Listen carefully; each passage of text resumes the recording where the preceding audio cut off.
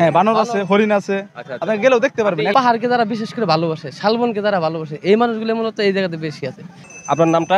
আমার নাম মোহাম্মদ মিনহাজ। আপনার বাসা? আমার বাসা সোলাগুড়ি। সোনাগুড়ি। তো সোনাগুড়ি থেকে এখানে আপনি ঘুরতে আসছেন হ্যাঁ, হ্যাঁ। ঈদ আনন্দ কাটানোর জন্য। তো এই যে জাতীয় উদ্যান, মধুপুর জাতীয় উদ্যান, জাতীয় উদ্যান। এখানে দেখার মতো কি কি আছে? দেখার মতো আপনার অনেক কিছু আছে। আপনার এখানে যদি আপনি যান 2 কিলোর মতো হবো নহিরা, এখানে আপনার বানর আছে, হরিণ আছে। মানে আগে অনেক বাঘ ভাল্লুক ছিল, কিন্তু এখন আর কি বিলুপ্ত হয়ে গেছে। পরিচর্যার কারণে হয়তো বিলুপ্ত হয়ে গেছে। আচ্ছা, আচ্ছা।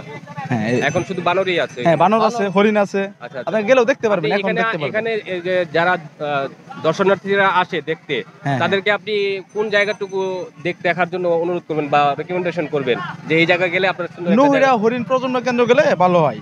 ওখানে গেলে কি দেখতে পাবেন? অনেক বানর, হরিণ, তারপর মানে বানরের সাথে খেলা করতে পারবে। আচ্ছা, আচ্ছা, আচ্ছা। হ্যাঁ, বানর এখানে ওপেনলি চলাফেরা করে? হ্যাঁ, ওপেন চলাচল করে। আচ্ছা, আচ্ছা। সেই সাথে এখানে মূলত হচ্ছে যে আমাদের যে প্রাকৃতিক যে একটা পরিবেশ, সেই পরিবেশটার জন্য মানুষ এখানে মূলত আসে।